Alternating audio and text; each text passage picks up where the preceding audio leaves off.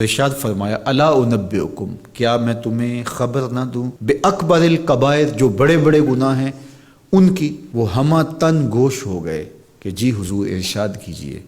تو آقا کریم نے جو پہلی بات ارشاد فرمائی الاشراک باللہ، اللہ کے ساتھ کسی کو شریک ٹھہرانا ہے، اس کی ذات میں، اس کی صفات میں، اس کے افعال میں کوئی شریک نہیں، وہ وحدہ لا شریک ہے۔ دوسری بات حضور نے جو ارشاد فرمائی وہ ہے وعقوق الوالدین، والدین کی نافرمانی۔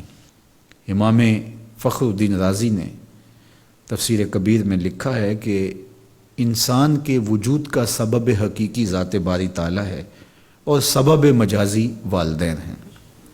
تو اس لیے گناہوں میں جو بڑے گناہ ہیں، اکبر الکبائر جو ہیں، ان میں سے دوسرا بڑا گناہ اللہ کے محبوب علیہ السلام نے عقوق الوالدین کو بیان فرمایا۔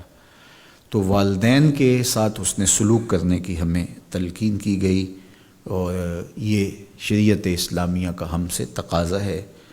اور ویسے بھی اولاد اگر طبعاً فطرتاً شکر گزار ہو تو وہ ہو ہی نہیں سکتا کہ وہ اپنے والدین کی نافرمانی کرے۔ اللہ کے محبوب علیہ السلام نے ایک موقع پہ ارشاد فرمایا کہ ملعون من سب اباہ، ملعون من سب اباہ، وہ شخص لعنتی ہے جو اپنے ماں باپ کو گالی دیتا ہے۔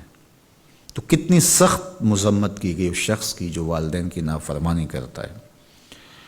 ایک موقع پہ حضور علیہ السلام نے فرمایا راغم انفن ثم راغم انفن ثم راغم انفن، 3 مرتبہ فرمایا۔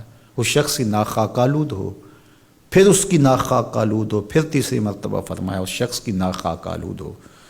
تو قیلا من یا رسول اللہ صلی اللہ علیہ وسلم، عرض کی یا رسول اللہ کس کی ناک خاک آلود ہو؟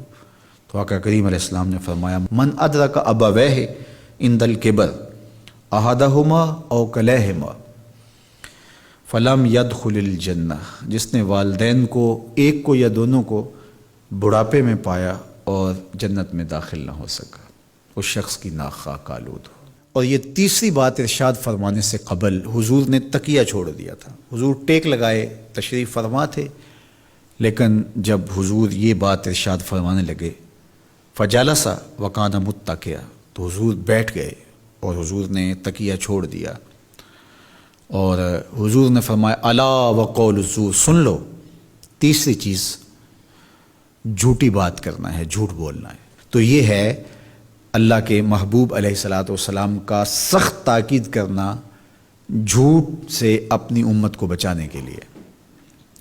اچھا، یہاں ایک بات رک کے یہ سمجھ لیں کہ جھوٹ بہت بری چیز ہے، لیکن شرک اس سے بڑا گناہ ہے۔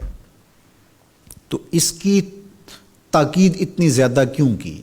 حضور نے ٹیک چھوڑ دی اور آقا کریم علیہ السلام بار بار ارشاد فرماتے رہے۔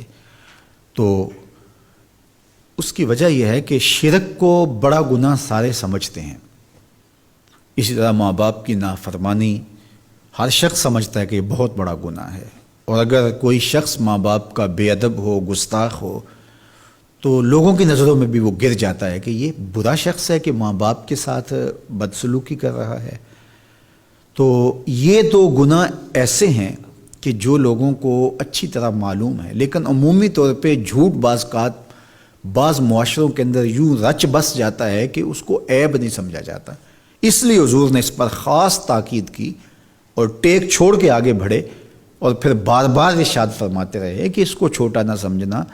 جس طرح اکبر الکبائر میں شرک ہے، اکبر الکبائر میں عقوق الوالدین ہے، اسی طرح یہ بھی اکبر الکبائر میں شامل ہے کہ کوئی شخص جھوٹ بولے۔ تو جھوٹ بولنا یہ اللہ کی ناراضگی کا سبب اور ذریعہ ہے۔